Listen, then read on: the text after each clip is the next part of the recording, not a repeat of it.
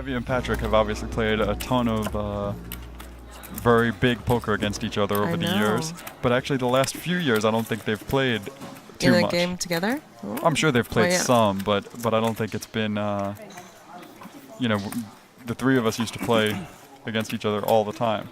And the last few years I don't think Ivey and Patrik have played very often. I haven't played with Patrik very much myself. This is such like back in the day situation. Okay, so this could be quite a big pot. You had given a spoiler about some fireworks. I wouldn't be shocked if it was this. Oh no. now you're ruining more. No, because it hasn't been. We're 30 minutes delayed.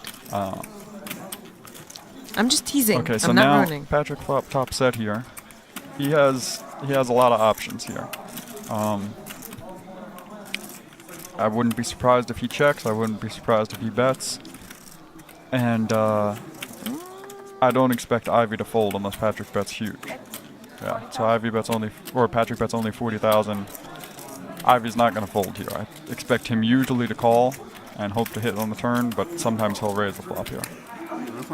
So now this is a little bit of a funny spot for Patrik actually, because since he has two aces, there's not that much he can hope that Ivey has to be able to call him really big.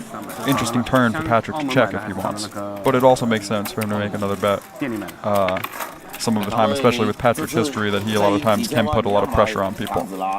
It's just so fascinating. There's no emotion on his face.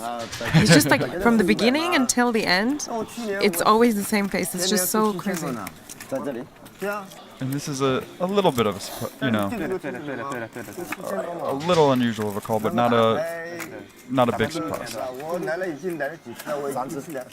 So the same thing I had said earlier, how Patrik has two aces and Phil can only have one, that still applies. And that's, I think, part of why Patrik's betting so big here. He doesn't expect Phil to often have a hand that's just one pair, like an ace-10, king-queen, something like this. He's hoping that Phil has something like two pair or a set and is going to feel like he has to call. And Phil just quickly folded there. Doesn't try to be heroic.